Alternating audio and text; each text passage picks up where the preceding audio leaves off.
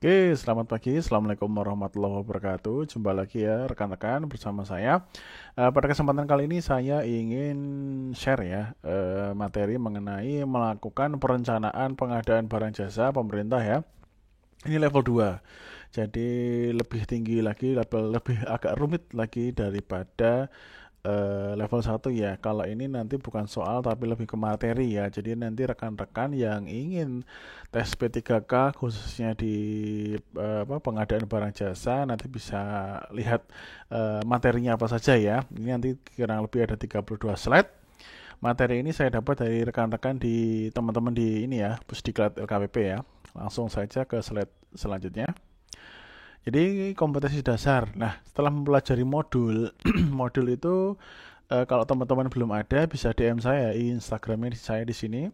Bisa follow, bisa nge-DM. Nanti kalau misal teman-teman belum punya modul, kemudian peserta pelatihan nih diharapkan mampu melakukan identifikasi, review kebutuhan, penetapan barang jasa, ya nyusun teknisnya gimana, kemudian KAK-nya nyusunnya gimana, jasa konsultasi perorangan dan perkiraan harga ya atau HPS. Kemudian indikator keberhasilan itu melakukan identifikasi kebutuhan dan penetapan barang jasa, kemudian melakukan penyusunan spek teknisnya ya, output ya, barang jasanya sederhana yang tersedia di pasar dan merancang KAK, jasa konsultasi perorangan. Kemudian melakukan penyusunan perkiraan harga berbasis harga pasar, standar harga dan harga paket pekerjaan sejenis yang pernah dilakukan. Oke, selanjutnya identifikasi review kebutuhan dan penetapan barang jasa. Nah, di sini ada beberapa ruang lingkup ya. Yang pertama identifikasi PBJ-nya, kemudian penetapan jenis barang atau jasa, kemudian penetapan cara pengadaannya, mau pengadaannya bagaimana, kemudian pemaketan atau dan konsolidasi, kemudian waktu pemanfaatan barang jasa, kemudian anggaran pengadaannya ya. Ini semua nanti hasil di perencanaan pengadaan diumumkan di ROP ya atau aplikasi sirup gitu ya kalau teman-teman sudah familiar. Next, nah ini pelaku pengadaan beserta tugas dan tahap perencanaan pengadaan. Ini PA ya, pengguna anggaran. Yang pertama menetapkan perencanaan pengadaan, kemudian menetapkan dan mengumumkan RUP ya, sirup tadi, dan melaksanakan konsolidasi PBJ. Ya, PPK itu melaksanakan penyusunan perencanaan pengadaan untuk tahun anggaran berikutnya. Jadi misal nih tahun depan 2024, nah itu kita sudah rencanakan di 2023. Kemudian sesuai kebutuhan KLPD, Kementerian Lembaga Pemerintah Daerah yang tercantum dalam RKA KL atau RKA PD ya. Jadi pada APBD PPK yang merangkap yang ditangkap KPA dapat menugaskan PPTK untuk penyusunan perencanaan pengadaan dengan syarat PPTK harus memenuhi persyaratan kompetensi PPK ya. Nah ini oke selanjutnya. Nih, hal yang perlu dipertimbangkan PA selaku penanggung jawab kegiatan dalam penyusunan LKA ya. Misal identifikasi kebutuhan barang jasa sesuai dengan rencana kerja. Dan ketersediaan barang jasa yang dibutuhkan dalam bentuk produk atau jasa dalam negeri. Kemudian penyusunan RAB sesuai spesifikasi teknis KAK sebagai dasar pengusulan anggaran, penyusunan spesifikasi teknis dan KAK sesuai kebutuhan, kemudian ketersediaan barang jasa atau penyedia di pasar. Nah, ini hal-hal yang dipertimbangkan PPK dalam menyusun perencanaan pengadaan untuk mencapai tujuan pengadaan ya. Ini kurang lebih alokasi paling sedikit 40% dari nilai anggaran belanja yang dikelola untuk pengguna produk usaha kecil ya. Jadi 40% itu untuk teman-teman pengusaha ya, pengusaha kecil ya, atau koperasi dari hasil produk dalam negeri. Jadi diutamakan produk dalam negeri. Kemudian kewajiban PPDN apabila terdapat produk dalam negeri yang memiliki penjumlahan nilai TKDN ditambah nilai BMP paling sedikit 40%. Selanjutnya pelaksanaan pengadaan merupakan PBJ yang mempertimbangkan aspek ekonomi, sosial, dan lingkungan. Kemudian pemanfaatan barang jasa hasil penelitian dalam negeri ya. Jadi mengutamakan semua dalam negeri ya, baik itu bahan bakunya sampai ke penelitian. Nah, ini identifikasi kebutuhan barang, supply barangnya, kemudahan dalam mendapatkan barang ya. Jangan sampai barangnya yang mau dicari susah ya. Kemudian tingkat komponen dalam negeri atau TKDN, jumlah produsen atau jumlah pelaku usaha, keterangan asal barang, kemudian kebutuhan barang, kesesuaian barang yang dibutuhkan, status kelayakan barang yang tersedia, jadwal kebutuhan barang, pihak yang memerlukan, perkiraan biaya, hingga kemungkinan konsolidasi ya. Ini identifikasi kebutuhan pekerjaan konstruksi, kurang lebihnya ini ya teman-teman. Antara lain kesesuaian kebutuhan pekerjaan konstruksi, kompleksitas pekerjaan konstruksi, hingga pembebasan lahan ya. Ini identifikasi kebutuhan jasa konsultasi ya. Identifikasinya kurang lebih seperti ini. Teman-teman bisa lihat ya. Kalau memang ini di pause bisa. Ini kebutuhan jasa lainnya ya. Kesesuaian kebutuhan, fungsinya apa, manfaatnya apa, target yang diharapkan apa. Jasa lainnya bersifat rutin, misal kayak di kita itu ada NA semisal ya. Kemudian waktu pelaksanaan pekerjaan, perkiraan biaya berapa atau indikasi konsolidasi. Ini pekerjaan terintegrasi ya. Kurang lebihnya ini jenis pengadaan, kemudian jenis fungsi manfaat, waktu penyelesaian pekerjaan, penggunaan barang atau material berasal dari dalam negeri atau luar negeri, hingga kebutuhan konsultan pendamping. Review kebutuhan barang jasa ya. Pertama, identifikasi kebutuhan itemnya, kemudian jumlah barang jasa ya. Kemudian data realisasi pengadaan tahun sebelumnya ya. Misalnya tahun 2023 kita lihat realisasi pengadaan 2022 ya. Kemudian penyesuaian rencana kebutuhan.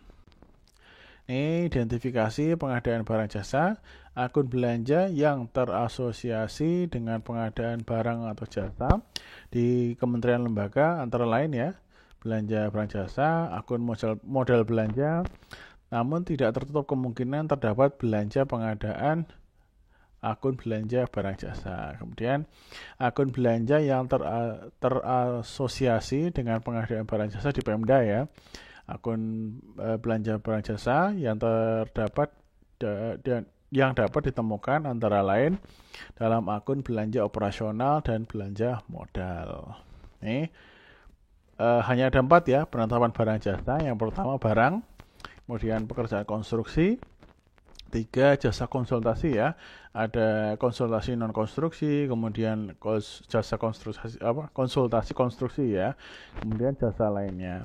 Pengadaan barang atau jasa dapat juga dilakukan dengan menggabungkan beberapa jenis pengadaan di atas ya. Kalau misal ini ada saling keterkaitan, itu pekerjaan kan terintegrasi ya satu sama lain. Oke, kemudian penyusunan spesifikasi teknis ya berbasis keluaran output untuk barang atau jasa sederhana yang banyak tersedia di pasar, dan KAK ya, jasa konsultasi perorangan. Nah, ini barang atau jasa sederhana ya, karakteristiknya sederhana ya, kemudian inputnya dipersiapkan oleh pabrikan ya, kemudian dipersiapkan oleh penyedia jasa dengan inputan yang sangat sederhana, prosesnya pabrikan dengan metode tertentu, diproses oleh penyedia dengan metode sederhana, standar, outputnya barang jadi, contohnya printer, jasa transportasi, jasa penyewaan kendaraan, renovasi gedung, dan lain sebagainya. Oke, ini jenis spesifikasinya. Spesifikasi mutu kurang lebih ada merek, standarisasi, sampel, hingga fungsi dan kinerja ya. Ini spesifikasi jumlah, kebutuhan tidak terikat, sama terikat, kemudian ada biaya pesan, biaya penyimpanan, biaya barang. Kemudian spesifikasi waktu ya, jadwal kedatangan barangnya ya, jasanya, kemudian lokasi kedatangan ya, transportasi yang digunakan apa. Kemudian tingkat pelayanan, pelatihan dan bantuan teknis pemeliharaan.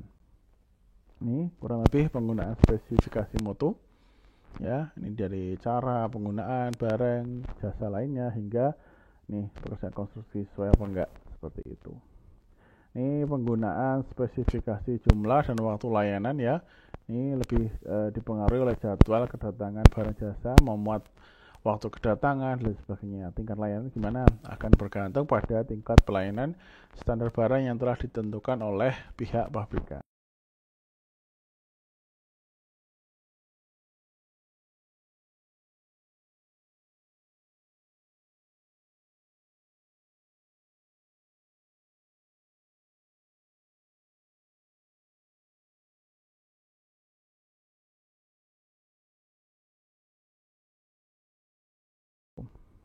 Ini format spesifikasi teknis barang jasa sederhana. Barangnya ini kalau misal barang, ya. Kemudian ini jasa lainnya.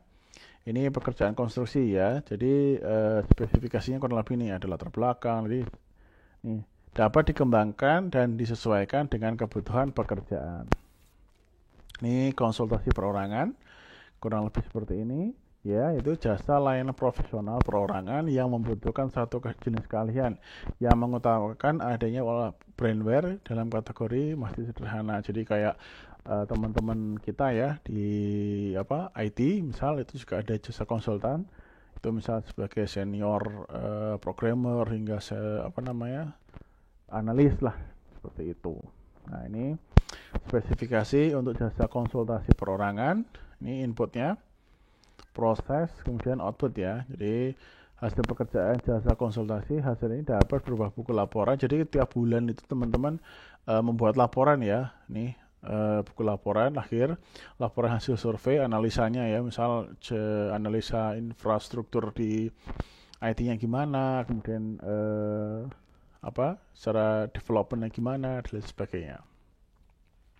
Ini format KAK, jasa konsultasi perorangan. Nah, ini memuat kurang lebih seperti ini ya. Terbelakang, masuk, tujuan, hingga ke alih pengetahuan ya. Misal suatu saat konsultannya ingin pergi mencari dunia baru ya gitu ya. Nanti kita juga perlu alih pengetahuan ya. Jadi biar rekan-rekan yang meneruskan itu terupdate seperti itu.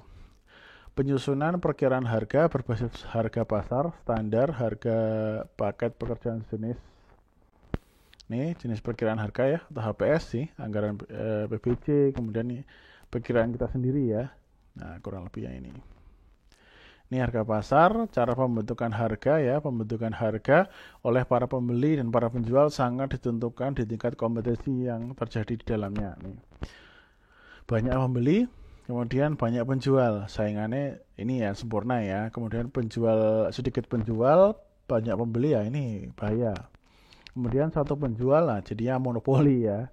Kemudian sedikit pembeli, banyak yang jual. Nah ini oligopsony ya namanya. Kemudian ini satu penjual, sedikit yang beli ya. Jadi terbatas monopolinya, nggak bisa dimonopoli sendiri gitu ya. Satu pembeli, penjual banyak. Nah ini seperti itu kurang lebih. Ini analisis pasar itu tujuannya untuk membantu memastikan tujuan pengadaan dapat dicapai dan bahwa risiko peluang terkait dengan pasar pasokan diidentifikasi secara seksama untuk mengembangkan strategi yang tepat. Ini perkiraan harga berbasis standar harga ya. Ini aplikasi di pemerintah pusat ya. Kemudian perkiraan harga berbasis standar harga umumnya ya, menggunakan metode parametrik yang melihat hubungan matematis antar dua variabel. Nah, ini selanjutnya. Ini perkiraan harga berbasis ya, pekerjaan jenis ya. Kemudian nih metode analogi ya. Membandingkan dengan pengadaan barang jasa, kemudian saat menyusun RUP barang jasa oleh KPA atau PA, dapat gap yang sangat mencolok, konsultasikan dengan para pakar atau ahli. Nah, kurang lebihnya ini. Oke, mungkin sampai situ dulu ya rekan-rekan. Mungkin kalau ada pertanyaan atau ingin sekedar say hi, bisa follow IG saya.